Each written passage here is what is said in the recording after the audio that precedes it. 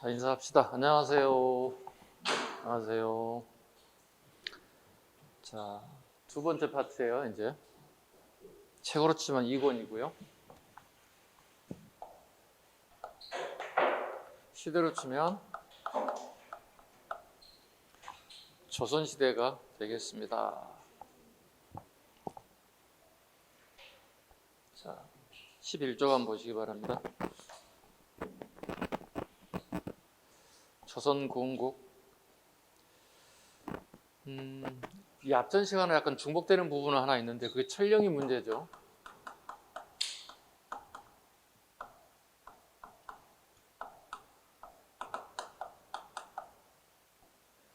새롭게 중국의 변화가 있죠. 그게 명나라입니다. 그죠?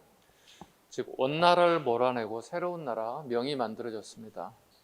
명에서 철령의 문제를 제기하자 우리나라에서는 우왕과 최영 장군이 이하도에 군사를 파견해서 명을 갖다가 명에게 전쟁을 선포하는 상황이 발생됐습니다. 이걸 철령의 문제라고 합니다. 결국은 이 문제로 인해서 우왕과 최영은 제거됐고 결국은 이성계의 이하도 해군에 의해서 조선이 건국되는 발판을 마련하게 되었다. 이게 대략적인 내용입니다. 이런 건 시험에 그렇게 많이 나오는 내용은 아니고 대신 순서는 잡을 수 있어야 됩니다. 그죠? 복습 내용에 해당됩니다. 순서입니다. 선후관계 순서입니다. 복습이에요. 제일 먼저 나오는 게 뭐라고 그랬어요? 이하도 해군이라고 그랬어요.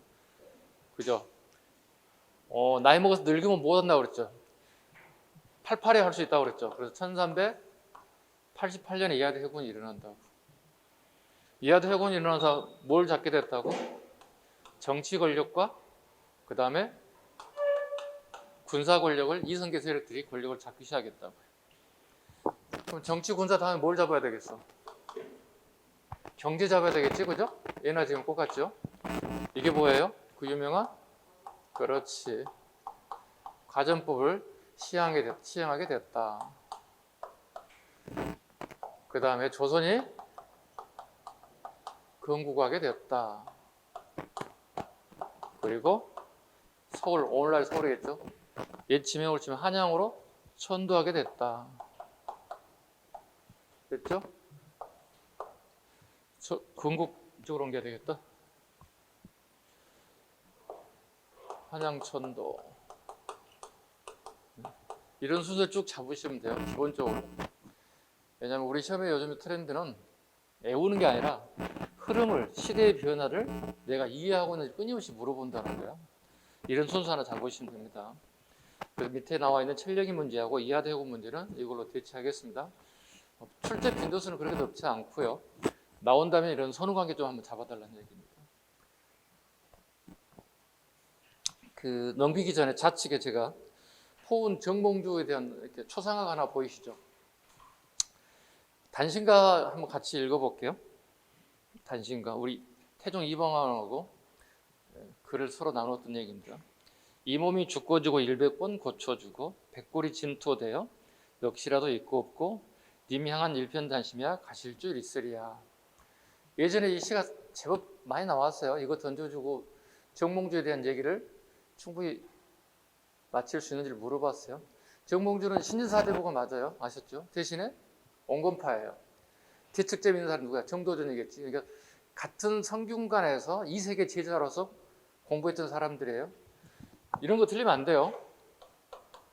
2세기에 배운 사람이 정몽주, 정도전 이와 같은 인물들이에요. 아셨죠? 근데 같은 스승임에도 불구하고 같은 지혜자들도 이렇게 서로 길이 달라졌다는 거예요. 그죠? 이게 온건파 신진사대부, 급진파 신진사대부로 나눠지는 거예요. 여기서 말장난 치면 안 된다고. 이색 밑에 정몽주, 정도전이 들어가야 됩니다. 아셨죠? 바뀌면 안 된다고. 또 다른 선생님 들어오면 안 된다고. 그지? 이런 게 이제 기출문제를 풀다 보면 이런 게 나올 거야. 그러니까 선생님하고 제자 관계를 말장난 치는 경우 가끔 존재하니까 잡으라는 얘기입니다. 다음 페이지. 12쪽 가세요. 이성계 사 불가를 우리 암기하고 계시죠? 어떻게 암기하고 계시나요? 이성계와 관련된 부분. 이하도 해군에 대한 얘기입니다. 이하도 해군을 할 수밖에 없는 이유를 갖다 네 가지로 잡았죠. 하, 우, 외, 소. 그죠? 여름철이니 전쟁을 할 수 없다는 거지. 그지? 여름철 전쟁할 수 없는 이유는 뭐가 있어? 질병이 오늘날처럼 코로나 같은 전염병이 생길 것처럼 많은 병사들이 여름에 움직였을 경우 질병에 노출될 수 있다는 거예요. 우, 오늘 비가 좀 많이 오죠. 우기였다는 거예요. 여름철에 우기에 전쟁하기 좀 어렵다는 거죠. 이유는 뭐가 있을까요? 우리의 가장 주력 무기는 활이에요. 활의 이음새 부분을 악교로 요즘 본드로 붙였다고 그게 느슨해지면 활실을 당길 수가 없다는 거예요. 우리 주력 무기가 활이잖아요. 그죠? 네. 활을 사용할 수 없다는 거. 이거 우리 문제 치명타가 되는 거죠. 전쟁에 있어서. 우리 남쪽에 애들이 침입이 왔을 경우에 우리 주요 지역인 하삼도, 경상, 충청, 전라 지역이 얘들에게 넘어갈 수 있다는 거예요. 가장 위험한 부분이죠. 역사를 봤을 때 소국이 제국을 쳐가지고 승리한 적이 있느냐는 얘기가 없다는 거예요. 이걸 이성계가 이하도 해군 안에 명분을 잡았다는 거예요. 이하도 해군의 명분을 이렇게 잡았다. 자, 다음 밑에 박스로 갑니다. 온건파와 급진파 구분해 보겠습니다. 온건계합파, 정몽주, 이색, 길재, 온건파입니다. 급진파, 정도전, 조준, 하나 더 적자 거기다가 윤소정도 하나 적어놔 거기다 플러스 급진파에 윤소정, 권근, 더 많이 있습니다만 이런 인물들이 급진파에 해당된다. 이미 고려는 끝났다. 조선 건국 해야 된다. 이런 생각을 하는 사람들이 있다는 거지. 내용 갑니다. 온건계합파, 점진적 개혁, 천천히 하겠다는 거야. 그 다음에 전면적 토지개혁 반대라는 뜻이에요. 온건계합파들이 얘기하는 점진적 토지개혁은 뭘까요? 이 앞전 시간에 배웠죠? 대답해 주셔야죠. 뭐예요? 계민수전이잖아요. 이거 누가 내세운 거예요? 정도전하고 조준이 수정한 게 계민수전이잖아요. 오케이? 설명 안 할까 했으니까 내용까지는. 자, 계민수전을 반대한다는 얘기지. 너무 급진적이라는 얘기지. 그 다음에 오른쪽에 전면적 토지개혁 급진개혁파들. 온건파와 급진파가 결국은 딜이 이루어졌지. 그지? 딜의 결과가 뭐였어? 딜의 결과가 뭐라고? 과전법이라고. 그래서 과전법이 잘 나온 줄 뭐라고 그랬어? 계민수전은 뭐야? 전 국토가 대상이고 여기는 어디가 대상이라고? 경기도 땅이 대상이라고. 그래서 과전법은 어디에 한해서 이루어지는 거야? 경기에 한해서 과전법이 이루어졌다고. 이해 가셨죠? 이거 뭐예요? 토지에서 나오는 생산량의 일부를 국가에 세금을 내는데 그 부분을 공무원 월급으로 주겠다는 얘기하고 있는 거예요. 그 다음에 세 번째 지문이죠. 불사이군, 두 분의 인구는 모시지 못하겠다는 거지. 대신에 급진혁명파는 역성혁명을 찬성한다. 역성, 기존의 왕족성이 왕시거든. 왕시에서 이시로 바꾸겠다는 거야. 역성혁명을 찬성한다. 특히 대표적인 인물이 누구예요? 정도전 같은 인물들이 있죠. 역성혁명에 대해서 찬성하는 사람이 누굴까요? 대표적인 게 그거 살짝 적어서요. 맹자 이론이라고 적어놨어요.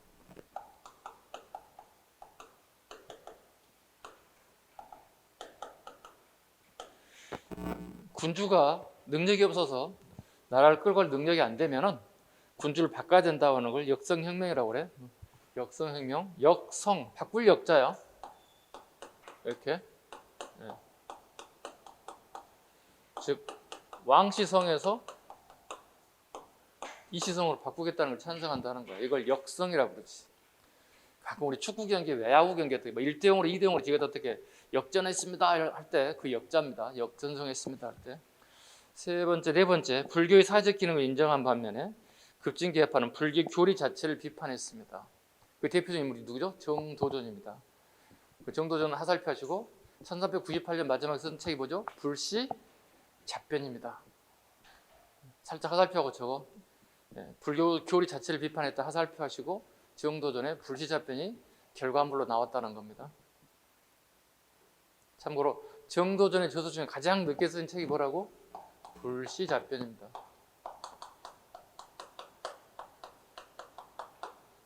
화살표 주라 이렇게. 그 다음에 온건계파. 학문적으로 성리학의 의리론을 강조했다. 급진계파. 학문적으로 성리학의 주례를 강조했다. 주례 밑줄 긋습니다. 주례. 주례를 강조했다. 주례가 뭔지 모르면 안 된다.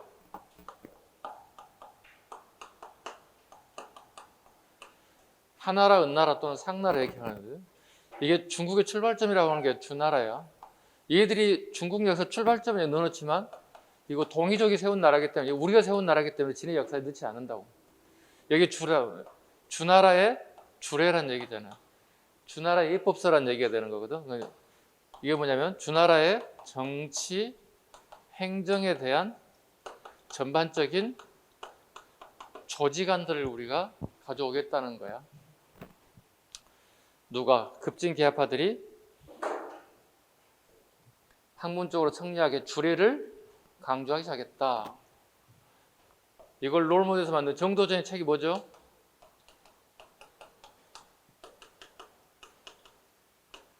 조선 경국자라는 책을 갖다가 주례를 롤모델에서 이걸 편찬하게 돼요. 그래서 조선 최초의 사찬서라 불러요. 개인이 편찬했다는 뜻이에요. 국가가 책을 대부분 만들어내는데 이 책은 사찬서라 불러요. 그래서 조선 경국전 다음에 우리나라 최초의 책이 뭐가 되는 거예요? 성정도 완성된 경국대전이 되는 거예요. 무슨 말이 이해 갔죠? 이 정도는 우리 기본이에요. 네. 그 다음에 원건계파 16세기 살인파로 계승. 얘들은 조선이 건국되자 조선 건국에 반대하고 전부 다 낙향해버렸다고. 자기 고향으로 떠났다고. 이성계 세력에 반대해서. 그리고 100년이 지나서 어떻게 그의 후손들이 과거 세모를 통해서 다시 중앙 정계에 진출하게 됐어. 그 애들 갖다 우리 뭐라 불러? 사림이라 불렀어요. 16세기 세력들과 사림, 선비들이 숲을 이루었다는 거야. 많은 선비들이 중앙에 올라와서 관직을 차지하기 시작했다. 그 다음에 급진개파 15세기 관악파라 이어졌다. 관악파 또는 홍구파라고 얘기한다고 그랬어. 15세기 인물들을 관악파, 과거 세모를 통해서 성균관이라고 하는 데서 다시 공부를 해서 중앙 정계에 진출한 세력들 관악파. 오케이? 충분히 이 정도 갔죠? 그 다음에 잠깐 언급드렸던 이방원의 하여가와 정몽주의 담신가. 이거 여러분 국어 시간에도 아마 나올 것 같은데? 고문 시간에? 나와 안 나와? 아직 안 배웠어요? 아마 나올 것 같은데? 아마 같이 또 읽어봅시다. 복수해봅시다. 이방원의 하여가 이런들 어떠하리 저런들 어떠하리 만수산 드렁칭이 억해전들 어떠하리 우리도 이같이 얽혀 100년 누리리라. 이방원이 정몽주에 던진 글이에요. 나하고 손을 같이 잡고 새로운 나를 만들어보자고 제의한 거지. 그랬더니 정몽주의 단신가죠. 아까 방금 언급드렸던 이 몸이 죽고 100번 고쳐주고 백골이 진토되어 넋이라도 잃고 없고 님 향한 일편단심이야 가실주 있으랴. 손 안 잡겠다고 얘기하는 거잖아요. 그래서 이 시를 던져주고 이 인물을 물어볼 수 있단 말이야. 그래서 이방원에 대한 얘기를 물어볼 수 있고 정몽주에 대한 얘기를 물어볼 수 있단 말이야. 이거 틀리면 안 된다고 이거. 그치? 너무 오래된 시들이잖아 이건. 과정법 설명드렸고요. 됐고요. 오른쪽에 조선 건국 가겠습니다. 1395년 국호를 조선이라고 하였다. 이거 우리가 정했나요? 명나라가 정했나요? 네, 우리가 두 개를 올렸어요. 그러니까 이성계 고향이 함경도 하주예요. 하주. 네, 이 지역이 하주란 말이에요. 함경도 지역. 그래서 우리가 조선이라는 나라를 건국되고 명나라와 이제 군신관계가 됐다고. 군신관계가 되면 우리 마음대로 할 수 있는 게 아니에요. 큰 건들은요. 그러면 중국 명나라에 쉽게 해서 허가가 떨어져야 된다고. 이때 하주라는 것과 조선이라고 하는 국호를 두 개를 올렸다고. 그래서 그네들이 야, 이성계의 고향을 갖다 국호로 삼을 수는 없지 않냐 이거지. 그래서 어떻게 옛날 중국 애들이 보니까 우리 조선시대 기자소설이라는 게 있었다고 말이죠. 이걸 느낌이 좋아. 지네들 명나라 입장에 봤을 때 이걸로 하자. 이거를 국호로 정하게 됐다는 뜻입니다. 우리가 선택권을 가지고 있는 게 아니었습니다. 그죠? 초이스는 선택한 애들은 명나라들이 조선이라는 나라를 하게 해줬다는 뜻이에요. 그 다음에 밑에 볼게요. 5번입니다. 왕도 정치를 사상을 중시하였다. 관학파, 유학파의 특징가입니다. 성리학 이해에 주례를 중시했다. 주례하고 잡았지. 이거 봐봐봐. 그 주례하고 주자가래를 헷갈리면 안 된다 이거. 이건 남송의 주의가 주장한 게 주자가래야. 이거 성리학 얘기하고 있는 거야. 주자가 우리말로 번역하면 뭐지? 쉽게 번역하면? 여러분이 지금 하고 있는 게 뭐야? 공무원 시험 준비하고 있잖아. 뭐가 되기 위해서? 관리가 되기 위해서. 이거 뭐라고 주자가래는? 같은 말로?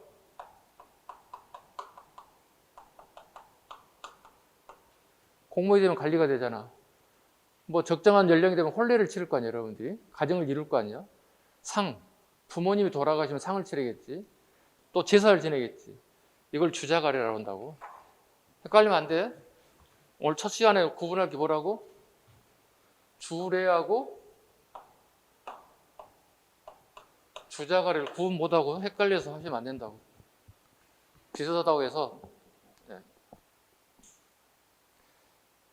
일단 헷갈리지 않는 것보다 내가 먼저 잡을 수 있어야 돼. 시험에 함정 파면 뚝 떨어지잖아. 이게 이제 공무원 시험의 수준이란 말이야. 근데 알고 보면 별거 아니야. 처음 공부할 때 조금 어려울 뿐이지. 최소한도 그래 주례와 주자가래 구분 정도를 할 수 있어야지. 이어서요. 왕도 정치와 폐도 정치를 수용하게 되었다. 누가 홍구파들이. 왕도 정치. 네. 왕이 열심히 공부해서 올바른 정치를 하자고 하는 게 왕도 정치예요. 그러니까 왕이 도덕적으로 어느 정도 무장이 돼 있어야 한다는 얘기가 되겠지. 폐도 정치를 보자. 아까 잘못한 정치는 바꿔야 한다는 얘기예요. 폐도 정치예요. 이건 관학파들이 자기의 정통성을 확보하기 위해서는 폐도 정치가 들어가야 되는 거야. 대신에 옆에 가서 봐봐. 왕도 정치 폐도 정치 수용했다고 그랬잖아. 이거 15세기인데 가로로 15세기라고 적어놓고 홍구파라 얘기하고 하살표하기 16세기 적어야 돼. 16세기는 폐도 정치를 부정합니다. 역성혁명에 부정할 수밖에 없는 것들이잖아요. 16세기 사림들은 폐도 정치를 부정한다 적어야 돼. 왕도 정치, 폐도 정치 구분할 수 있어야 돼. 그 다음에 무학과 기술학도 중시하였다. 무예죠. 무예하고 기술학 중시했다. 이것 때문에 나타난 게 뭐죠? 세종대왕이에요. 하살표하죠. 세종제가 의심다. 세종이 이걸 되게 중요했기 때문에 조선 전기에 되게 강한 나라가 만들어지죠. 사군 육진을 개척하고 과학기술 발달이 오죠. 국가 대 민족의 종속관계를 추구했다. 국가와 백성의 종속관계를. 살인파 유학의 특징가입니다. 사대부연 향촌교화를 중시했다. 향촌교화에 찍었습니다. 우리 마을에, 우리 고향 마을에 교화, 일반 백성들이 잘못한 부분을 바꿔놓겠다는 거죠. 교화. 그걸 하기 위해서 강조한 게 뭐냐? 소학. 소학. 어린아이들 천자문 띄고 경목력을 띄고 난 다음 중학교쯤 될 쯤 되면 이걸 읽는 거야. 소학. 요즘 시면 중등애들이 읽는 거야. 소학. 주자가래. 주자가래 여기 있어, 여기. 간혼상제를 배운다고. 그 다음에 유향소 설치. 우리 고향에, 우리 고을에 관청을 하나 만들어서 양반들이, 제지사족들이 중심이 돼서 우리 지역사회를 끌고 나간다는 거야. 이건 지극히 성리학자들이, 지방의 사림들이 추구하는 정치 방향이었다는 겁니다. 자, 봐. 왕도 정치만 인정하고 폐도 정치를 부정하였다. 이거 끊임없이 함정팔 거야. 15세기, 16세기 구분하는 거 끊임없이 물어볼 거야. 폐도란 뭐다? 잘못된 군주에서는 바꾸는 것도 폐도로 한다고. 그러니까 16세기 애들은 어떻게 고려의 후손들이기 때문에 폐도 정치를 부정하는 거예요. 왜? 자기 나라가 잘못됐다고 조선이라는 나라에서 망했거든요. 그 다음에 문치를 숭상하고 무학과 기술학을 천시한다. 무학과 기술을 천시하다 보니까 나타나는 현상이 뭐야? 임진왜란이라든가 병자호란 같은 게 나타난단 말이야. 살짝 적어. 문치를 숭상하다 보면 나타나는 현상보다 임진왜란과 병자호란 같은 게 나타난다는 거야. 다음, 왕에게 지나친 권력이 집중되는 걸 반대하였고 언로의 발달과 사대부에 의해서 백성을 통제하려고 했다. 이거 사대부들의 생각이죠. 자, 이제 정도전에 대한 얘기를 본격적으로 합니다. 단독 문제로 나올 수도 있고요. 다른 학원하고 진도가 좀 안 맞아서 그렇긴 한데 이미 정도전에 대한 문제는 이미 모의고사에서 지금 이미 출제가 됐어요. 다음 주쯤 되면 아마 여러분들이 아마 그 문제를 풀 수 있지 않을까 생각을 합니다. 정도전 가봅니다. 태조 7년 8월에 이방원이 일으킨 무인정사 때 사망하였다. 무인정사 정도는 알아야 돼. 좀 공부 좀 한 사람들은, 그지? 네. 무인정사를 통해서 이방원 정도전을 제거했다는 거지. 왜 제거했을까요? 표면적인 이유로 이래요. 우리 시중에 떠도는 얘기를 한번 얘기해 볼까? 태종 이방원 입장에 봤을 때는 자기 아버지가 왕이잖아, 그지? 이성계가 왕이잖아. 근데 정도전이 왕보다 더 높은 위치에서 정치를 하고 있다고 본다는 거야. 아들 입장에 봤을 때는. 쉽게 해서 이렇게 되는 거야. 쌍스럽게 얘기한다니. 아니 저 자식은 뭐야? 이렇게 된다는 거지. 우리 아버지가 왕인데 제가 왜 왕같이 행동을 하지? 이런 식이라는 거지. 그럼 약간 뭐 어떻게 요즘 말로 하면 약간 기분 나쁜 거야. 아들 입장에서는. 아니 저 자식은 말이야. 지가 우리 아버지 아들도 아닌 자식 지가 왜 왕처럼 군림하고 있지? 우리 아버지가 왕인데? 이런 생각을 할 수 있다는 거지. 아들 입장에서 본다면. 왜? 그 개선권을 내가 가지고 가야지. 왜 신하가 가져가야 된다고 생각하는 거야. 이게 서로 노선이 다르다는 거지. 자, 무인년의 종사를 안정시켰다는 의미로 무인정사라고 합니다. 그래서 그 정자가 좀 동그라미 치면 돼. 무인정사가 되돌렸다는 뜻이에요. 바로 잡았다는 뜻이에요. 그 정자가 되돌릴 정자, 바로 잡을 정자예요. 보통 무슨 정사면 어떻게 사건 사고를 얘기하고 되는데 정치적인 목적을 가지고 행동하는 걸 얘기하는데 이건 좀 달라졌어요. 자, 삼봉 정도전 가보겠습니다. 그 정도전 호가 삼봉이에요. 네. 볼게요. 통치자는 백성을 위해 존재하며 통치자가 민심을 잃었을 때는 교체할 수 있다. 이거 뭐죠? 역성혁명을 얘기하고 있는 거야. 즉 조선건국의 당위성을 얘기하고 있는 거야. 통치자는 언제나 백성을 위한 민본 정치를 실시하기에 노력해야 한다. 즉 백성이 중심이 된 정치를 해야 된다. 그러기 위해서는 훌륭한 재상을 선택하여 재상에게 정치 실권을 부여함으로써 즉 영의정, 자의정, 우의정 이런 재상 정치 즉 왕은 꼭 필요한 부분만 결제하고 나서면 되고 거의 모든 정치 일반 행정은 전부 다 의정부로 넘기라는 얘기야. 그래서 의정부 서사제를 주장하겠지. 부여함으로써 위로는 임금을 받들어 올바르게 인도하고 아래는 백관이나 모든 관료를 의미하는 거예요. 한자로 모든 관료를 통괄하고 만인을 다스리는 중책을 담당하게 해야 한다.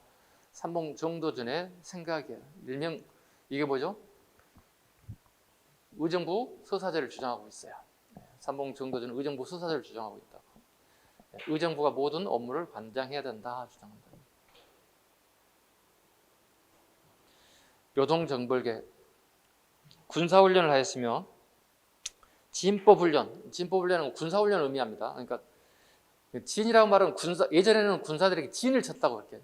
그러니까 전투 대형을 쓰는 걸 또 진법이라고 부르거든. 진법훈련을 시작하였다. 왜? 명을 쳐서 요동을 빼앗겠다는 뜻이에요. 다시 확보하겠다는 뜻이에요.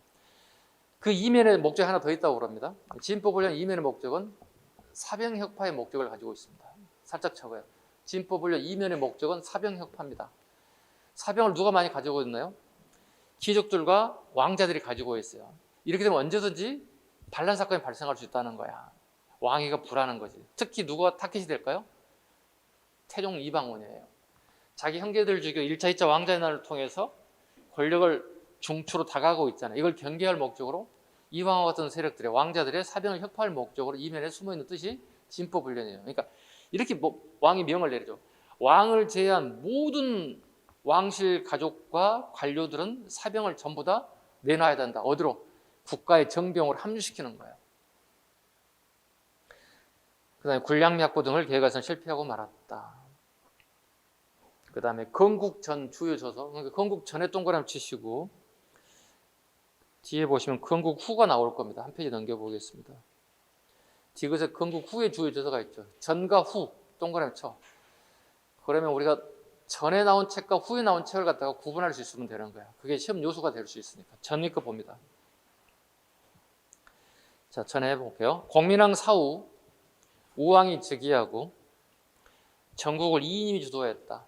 이인임이라는 사람이 주류가 된다. 이인임. 이인이라는 사람하고 정도전은 아주 원수지간이 됐죠. 이 앞전에 잠깐 언급드렸죠. 네. 원나라 사신의 마중을 거부하였다는 이유로 여기서 원은 뭐죠? 북원 세력이라고 그랬지. 정확히 저거 원나라 옆에서 북원. 원나라가 이제 망하고 북쪽으로 쫓겨났잖아요. 이 세력을 우리는 북원이라고 그랬지. 북원 세력을 사신의 마중을 거부했던 이유로 나주 해진년으로 유배생을 하였다. 유배식에 쓴 저서입니다. 해진년 거평 부곡으로 이동하게 됩니다. 금남자병, 금남잡제, 나주목 거평 부곡 유배식에 쓴 시집입니다. 신문천답, 불교의 인과응보에 대한 유교적 비판서입니다. 건국후 이조서갑니다. 조선경국전, 별표. 이미 설명드렸죠? 조선경국전, 주례를 인용한 우리나라 최초의 법전이라고 얘기해드렸습니다. 두 번째, 심리기편, 유교 입장에서 불교 도교를 비판하였다. 고려국사 별표가 해야 되겠죠? 고려말 이전의 사략을 기초로 편년제를 수술하였으며 조선 건국의 정당성을 필요하였다. 고려가 이렇기 때문에 망할 수밖에 없었지. 그 정당성을 필요한 게 고려국사였다는 거지. 고려국사였다. 이거 못마땅해 한 사람이 누구였지? 세종대왕이야. 그 세종대왕의 명에 따라서 어떻게 고려사를 다시 쓰게 만들었지. 그래서 저거 하살표하고 고려사, 그 다음에 고려조료야. 세종이 명에서 쓴 게 고려사, 고려사조료가 되겠지. 이거 이미 수업 시간에 한번 언급됐어. 앞 고려 말 시기에. 다시 복습이야. 근데 복습해도 여러분들이 모른다는 거야. 모르는 사람을 위해서 한번 편설해 드릴게요. 뭐야 이게.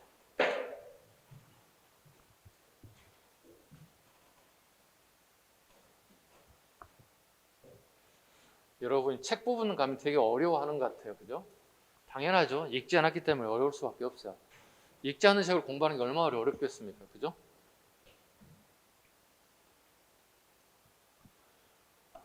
고려 말의 최고의 성리학자가 이재현이죠. 그죠? 네.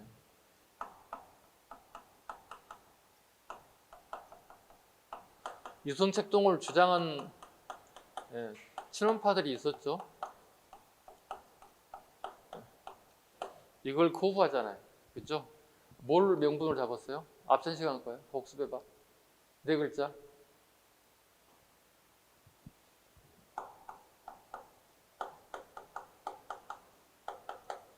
기억나세요? 기억 안 나는 사람은 큰일이야. 복습 안 했다는 얘기야. 최소한 한국사 수업을 들어오기 전에 예습을 하라는 얘기 안 합니다. 제가. 앞전 시간에 복습 정도는 하고 와야 돼. 세수한다. 그죠? 그지? 다른 말로 뭐라 불러요? 세조구제를 주장했던 대표적인 인물이 이재현이잖아요. 이재현이라는 사람이 처음에 쓰고 싶은 책이 뭐였다고? 국사라는 책을 쓰고 싶었다고. 근데 이걸 완성하지 못하고 사망하게 됐다고. 미완성 상태에서 사망하게 됐다고. 그래서 그의 손자쯤 가가지고 손자들이 할아버지 책을 원고를 살펴봤더니 완성이 아직 안 돼서 미완성이야. 그 책을 그나마 편찬하게 됐다고. 그 결과 나온 책이 뭐냐고? 사략이야. 이재현은 대표적인 뭐예요? 성리학자예요. 사략이라는 책은 뭐야? 성리학적 관점에서 쓰여진 최초의 역사서인 거예요. 그래서 삼국사기하고 구분하라고 그랬지. 삼국사기 뭐야? 유교적 관점이야. 김부시 살았던 시기는 아직까지 뭐야? 성리학이 유입되지 않은 시기이기 때문에 구분하라고. 이런 게 되게 디테일한 부분이야. 오케이? 김부식이 쓴 삼국사기는 어떤 관점이라고? 유교적 관점에서 쓴 책이라고. 그럼 최소한도 사략이란 책과 삼국사라는 책이 어떤 성격을 가지고 있는지 우리가 비교할 수 있는 능력은 돼야 되겠지. 그지? 이런 게 하나씩 쌓여야만 여러분 실력이 쌓인단 말이야. 무조건 막 외우는 게 아니란 말이야. 자, 봐봐. 국사라는 책을 만들었어. 그러나 미완성으로 끝났어. 그래서 사략이라는 책을 만들겠다. 이렇게. 이걸 세종대왕 때 봤더니 빠졌군요. 고려옥사, 정도전. 정도전에서 쓴 책이 고려국사라는 얘기지.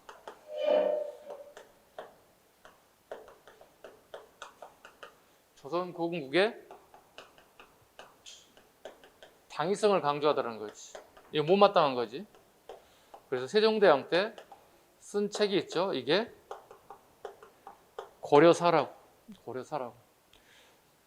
근데 이게 책이 너무 두껍다고, 30여 권 정도로 너무 두꺼워졌다고, 사람들이 읽기 곤란해졌다고, 그래서 다시 요약집을 썼다고. 그게 고려사 조료야, 3권 정도로 일종의 요약을 하게 되었다.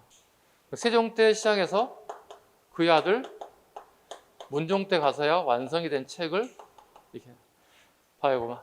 하나, 둘, 셋, 넷, 5개 책을 내가 한눈에 다 내려다볼 수 있어야 된다고. 이렇게 흐름이잖아요. 이렇게. 역시 세종대왕이라는 생각이 들지 않나요? 이런 거 보면 세종대왕이 되게 디테일하지 않나요? 네. 공평하게 책을 쓰려고 노력을 하고 있죠. 그래서 하나, 둘, 셋, 넷, 책에 5개 책을 내가 다 흐름을 잡으라고. 하나하나 달락달락 외우려고 하지 말라고. 흐름을 잡으라고. 책이 이렇게 고려사 조료까지 나타나는데 이렇게 여러 가지 과정을 거쳤구나 정도로 흐름을 잡아보라는 얘기지. 이런 방식으로 공부하는 게 훨씬 좋을 것 같습니다. 왜? 어차피 여러분 이 책을 내가 읽으라고 읽지 못하잖아요. 수험 기간에 읽을 수가 없어요. 또 시험 끝나고 내가 공무원이 되더라도 되게 읽을 시간이 없어요. 여러분 업무에 시달리다 보니까. 최소한 이 정도라도 알고 가야 우리 공무원 시험을 우리가 맞춰낼 수 있단 말이야. 이어서 갈게요. 경제문감 별표 한 3개 가겠습니다. 이거 모의고사에 나왔어. 틀리면 안 돼. 다음 주에 별표 한 3개. 요즘 잘 나오는 거니까.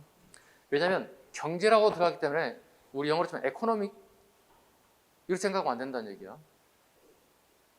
조선왕조의 정치 조직 밑줄 긋습니다. 정치 조직.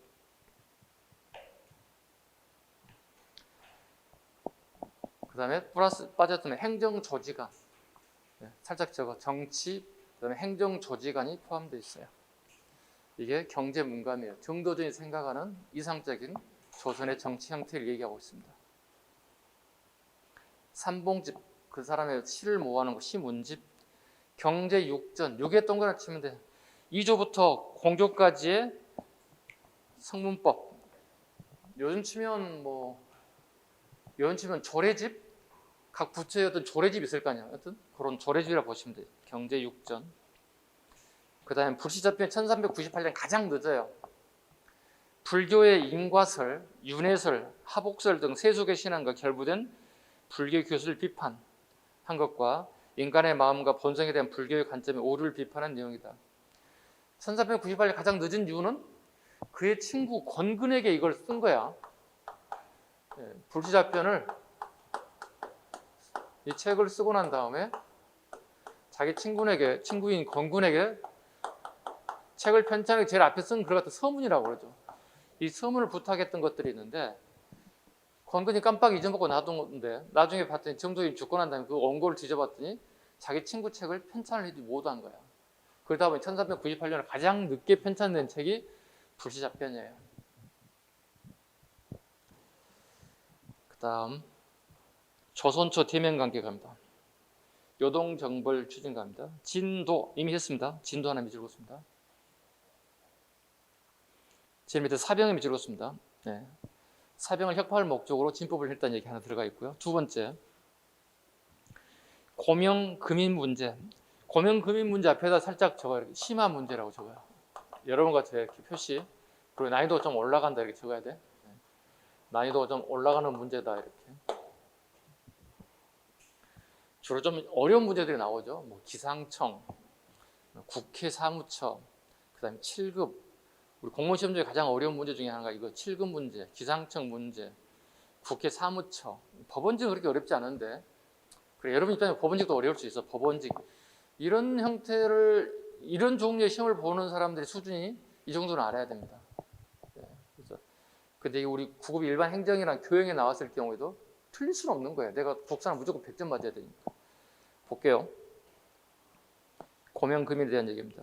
명의 왕위를 승인하는 고명과 금인을 보내지 않아 권지 고려국사라는 칭호를 사용하였다. 그러니까 우리 내부적으로는 조선이라는 나라가 건국됐는데 조선이라는 국호를 대외적으로 쓸 수가 없다는 거지. 왜? 상국이라고 할 수 있는 명나라가 고명책인을 보내지 않았다. 고명금인 또는 고명책인이라는 말을 쓰죠. 고명금인 또는 책인이라는 말을 써요. 고명이란 말은 그래 니네 나라 조선이라는 나라를 쓸 수 있게끔 내가 허락할게 이런 의미야. 금이라는 것은 되게 폼나는 도장을 주는 거야. 도장을 준다는 얘기는 그래 내가 너희들을 인정할게 이런 뜻이에요. 이런 의미를 가지고 있어요. 이 고명금인, 고명책인 문제가 떠올랐다는 거야. 근데 명나라 애들이 이걸 주질 않는다는 거야. 주질 않는다는 거야.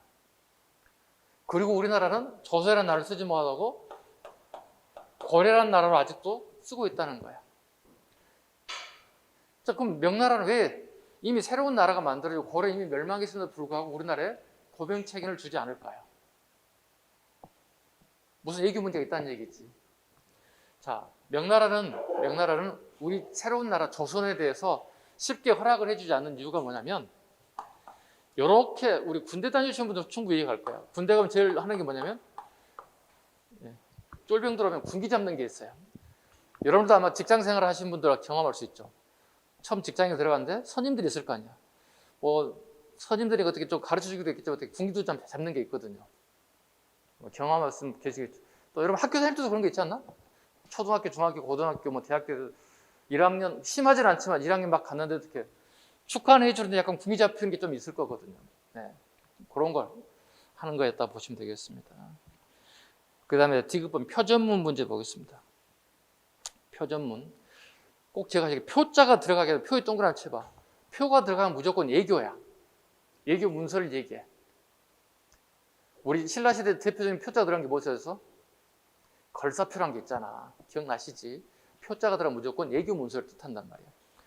자, 표전, 왕실의 예교 문서에 대해서 명나라를 모욕하는 내용이 있다고 문자의 옥을 문제 삼아 작성한 정도전을 지목하여 명으로 합성을 강요했다. 정도전이 즐겁습니다.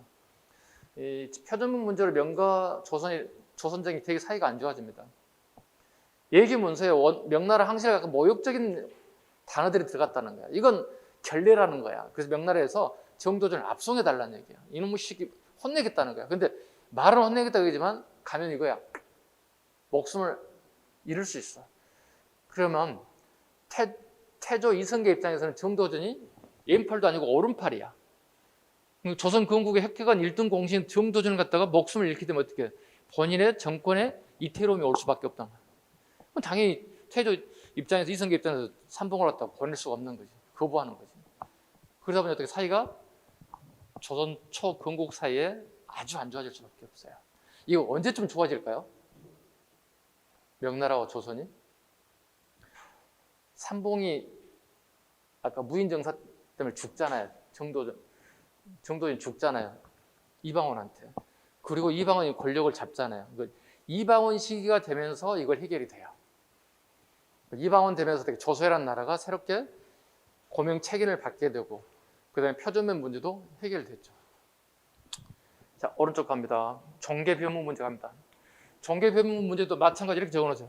심화이고 앞으로 난이도 올라간다 적어놓으세요. 종계변문 오른쪽이에요. 앞에 분 졸고 계시죠? 눈 떠봐요. 졸지 마시고. 아침부터 졸면 어떻게 해요? 오늘 하루 종일 해야 되는데.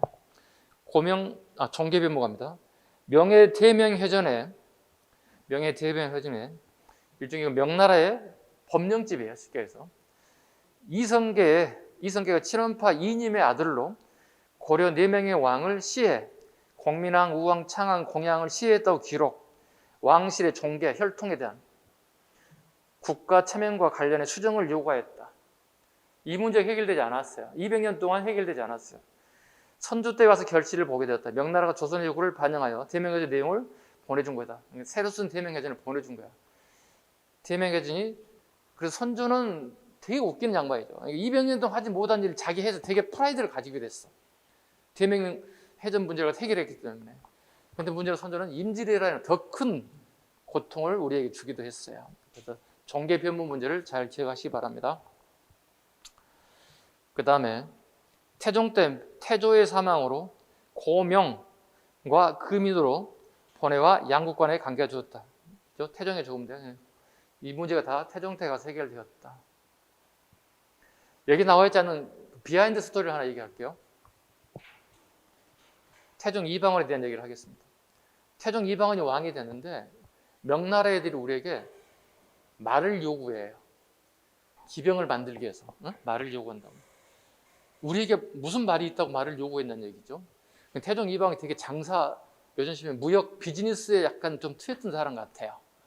그래서 여진족애들한테 가서 말을 이제 막 태어난 말들이 있잖아요. 성장하는 말, 그 조그만 말들을 수입에다가 기르기 시작했어요. 우리 기병도 양성할 겸 해서 기르고 있었어요. 근데 명나라에서 이 정보를 알게 됐어요. 그래서 그네들이 우리에게 말을 수출해달라고 요구를 해요. 명나라 애들이. 그럼 태종 이방은 어떻게? 삼국에 달라고 하면 줘야 될 거 아니야. 근데 주겠다고 얘기합니다. 대신에 선불입니다 얘기했어요. 왜? 내가 네 못 믿겠다는 거잖아. 선불 달라는 얘기는.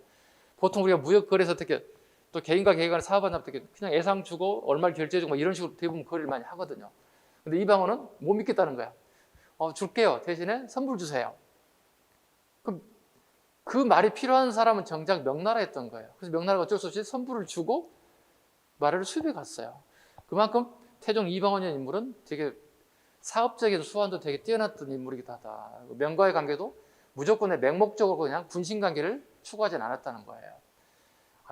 이런 거 보면 또 태종이 정치를 잘해요. 그러니까 아버지를 힘들게 만들고 형제들을 죽이는 어떤 그런 못쓸 부분도 보이긴 합니다만 이런 부분에서 정치는 또 되게 뛰어난 감각이 좀 있었던 것 같아요. 동국사략. 이건 난이도 올라가는 문제 중에 하나예요. 밑에 동국사략 봐봐요. 동국사략에 나타난 편찬자의 역사의식은 태종대의 정치 현상을 반영하는 것이다. 즉 요동정벌운동으로 중국과의 관계를 불편하게 만들고 서울 왕자를 세자로 책봉해 적실 왕자들을 소외시킨 정도전 일팔.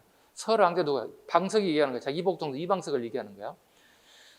소외시킨 정도전 일파를 제거하고 집권한 태종과 그를 보좌한 건근, 하륜 등은 성리학적 명문론을 강하게 표명함으로써 왕권을 안정시킬 수 있는 이론적 토대를 마련할 수 있다. 이건 난이도 좀 올라가는 시험에 나온 게 건근의 동국사략이에요. 역사책입니다. 정당성을 확보하고 싶은 거야. 네. 아버지를 물리치고 형을 물리치고 본인이 왕권을 차지하게 된 의미를 잘 부여한 게 정통성, 동국사략입니다. 그 다음에 사절단 파견, 수출, 마필, 인삼, 하문석, 수입, 서재, 약재, 문방구, 도자기. 그 다음에 표면상 4대 해결을 취하해서는 실제로는 국가적 실리를 추구했다. 그 실리에 말을 수출적으로 하면 돼요. 우리 책에 나오지 않는 내용 중에 하나가 그런 거죠. 말을 수출해서 이익을 보게 됐다는. 그 다음에 주기적으로 이렇게 사절단을 보냈습니다. 하정사, 성절사, 천주 동지사. 부정기적으로 이렇게 명나라와 이제 관계가 되게 좋아지고 호전된 모습을 보이고 있더라. 다음 페이지 갑니다. 한양 도시계획. 최근에 이제 기출이 자주 뜨고 있어요. 우리가 그 정치적인 부분에만 포커스를 맞춰서 많이 공부를 하게 되는데 이렇게 기본적으로 조선의 나라의 한양에 대해서 또 경복궁에 대해서 궁궐에 대해서 요즘에 끊임없이 나오는 내용 중에 하나이기 때문에 살펴보도록 하겠습니다. 자, 경복궁, 태조, 창덕궁, 태종. 그 태종은요 위에 있는 형이 바로 정종이죠. 정종이 정도전 때문에 힘들어서 개성으로 다시 돌아갔어요. 그럼 어떻게 왕자도 다시 가야 되는 거야. 오케이? 그래서 다시 배경으로 한도 이후에 창덕궁 기억하셔야 돼요. 창덕궁은 서울 한도 이후에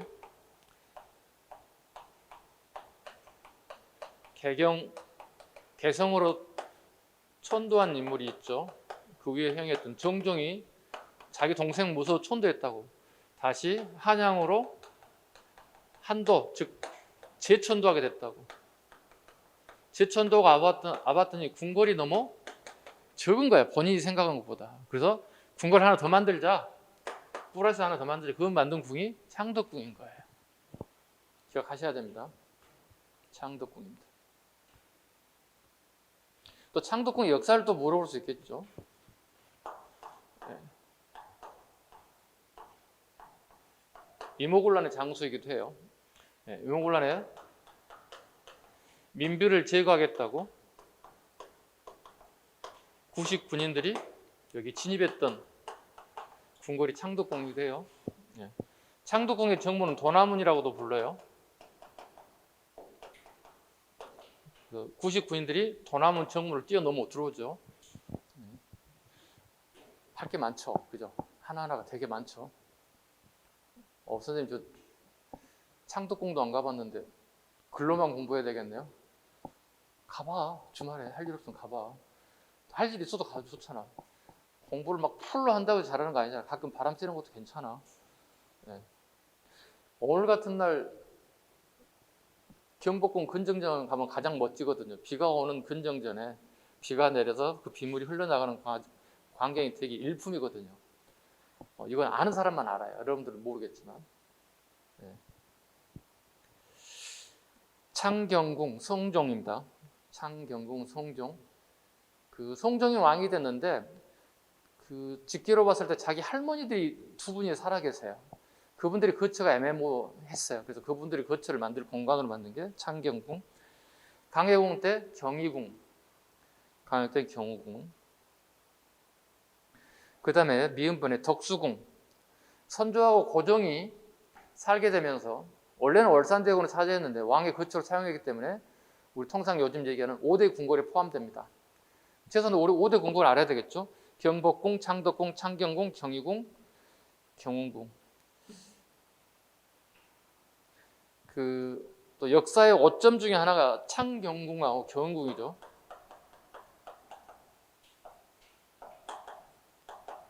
이런 게 시험에 나올 수 있어서 봅시다. 이게 일제강점기 때 창경궁에다 얘들이 중학교를 만들었어요. 잘못 적었습니다. 창경궁에 이걸 동물원이라고 하나? 호랑이, 코끼리 이걸 노는 걸 동물원을 갖다가 설치했고, 일제강점기 경영궁에 여기서 중학교를 하나 만들었어요. 궁궐 건물에다가 학생들 교육하는 중학교를 만들었어요.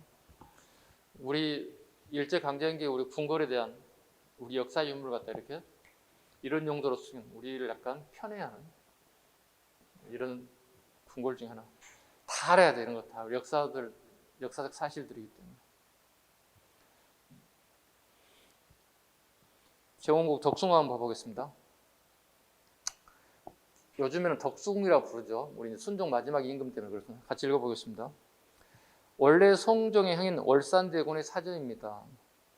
이거 2년 전 기출문제야. 앞에 적어 2년 전 기출, 2020년 기출이야. 이 책은 있는데 그대로 나왔어. 또 모의고사도 학원에 똑같이 나왔더니 답도 똑같이 나왔어. 그래서 이 자식들이 모의고사를 뺏겼네. 이랬더니 얘기했던 그 기억이 납니다. 자, 원래 성종의 형인 월산대군의 사전입니다. 형인 월산대군이 왕이 돼야 되는데 성종이 밑에 동생이 왕이 된 이유는 그 당시에 정치 최고 실력자는 한명회 때문에 그렇습니다. 한명회가 성종의 장인이었어요. 자기 사이가 왕이 될 수밖에 없었죠. 월산대군은 되게 아까운 인사죠. 보통 장자 계승 원칙에 따라서 월산대군이 왕이 돼야 되잖아. 근데 최고의 권력자들은 한명회가 성종의 장인어른이다 보니 밑에 신하들이 그냥 추대한 거야. 그래서 성종이 왕이 된 거야. 월산대군 입장에 되게 억울하지. 순서가 난데 갑자기 동생이 왕이 됐지. 그래서 국가 입장에서 어떻게 월산대군에게 그럴듯한 건물을 하나 줘서 약간 우대해줘야, 대우를 해줬다는 뜻이에요. 그게 오늘날의 경운궁이 되겠습니다. 즉 덕수궁이죠. 자, 인난 후 궁궐이 불에 타서 왕이 거처할 궁관이 마땅치 않았어요. 그러자 왕족의 집 가운데 가장 규모가 크고 온전히 남아있던 월산대군의 집을 임시궁궐로 삼았고, 그것을 정릉궁 행궁이라고 불렀다. 정릉궁 행궁이 몇 줄 보여야 돼요? 능이라는 단어가 뭐지? 능이 뭐야, 능? 일반인이 죽으면 뭐라고 해? 묘라고 그러지, 무덤을. 그럼 왕실 사람들이 무덤을 뭐라고 그럴까? 능이야. 그럼 정릉동이란 뭐야? 그 월산대군 사저 옆에 왕실 무덤이 있다는 거야. 그게 태조 이성거의 둘째 부인이에요. 그러니까 태조 이성계가 둘째 부인을 너무 사랑해요. 이방도 죽은 이방석의 엄마지 쉽게 얘기해서. 그래서 내가 아침에 저녁에 잠을 자고 아침에 일어나면 문을 열 때마다 죽은 마누라 무덤이 항상 보고 싶은 거야. 그래서 궁궐문 앞에다가 보이는 곳에다가 능을 만드는 거야. 자기 두 번째 부인 능을 만든 거야. 그래서 이걸 정릉동 행궁이라고 불러요. 자, 정릉동이에요. 근데 이걸 태종 이방원이 권력을 잡았는데 자기도 권력을 잡고 왕실에 문을 열고 쭉 아침에 나오려고 봤더니 자기가 별로 좋아하지 않는 작은 어머니, 배다른 어머니가 보이는 거야. 되게 싫을 거 아니야. 자기 어머니를 놔두고 두 번째 자기 어머니를 사랑하신 자기 아버지에 대한 어떤 적개심도 있을 거고, 그죠? 그래서 그 무덤을 파서 이동시켜요. 그래서 서울에는 정릉이 있고 정릉동이 있어. 서울에 가면은, 종로에 가면은. 그래서 정릉동과 정릉이 스토리가 여기에 엮여 있어. 이방원과 관련된 스토리예요. 그래서 이걸 정릉동 행궁이라고 불렀다. 선조가 세상을 떠난 뒤 아들인 강해군은 덕수궁에 즉위식을 올렸으며 경운궁이라고 하는 궁을 내리기도 하였습니다. 건물의 왼쪽에 종묘, 오른쪽에 사직, 자묘 우사 원칙. 이것도 기출입니다. 자묘 우사 밑줄 보세요. 뭐가 나올지 몰라요. 어차피 시험 문제는 돌고 돌아요. 그래서 기출이 되게 중요한 이유가 거기 있어요. 자묘 우사. 중국의 제도 우리가 그대로 갖다 쓰는 거예요. 경복궁을 중심으로 자묘 우사. 건물 왼쪽에 종묘, 건물 왼쪽에 종묘, 오른쪽에 사직. 이렇게. 종묘는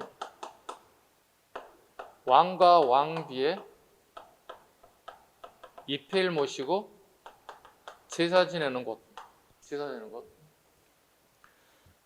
사직은 농신에게, 우리 농경국가니까 농신에게 제사 지는 공간을 갖다가 사직이라고 부르죠. 이렇게. 자묘 우사. 중국의 제도를 그대로 가져다 보시면 됩니다. 기출입니다. 승정원, 홍문관, 내문관, 춘추관, 내의원 등 왕과 능 가까이 일하는 관청은 경복궁 내에 설치됐다. 대신에 육조는 오늘날에 세종대왕 이순신 장군 옆에 거기에 육조의 건물들이 들어가 있습니다.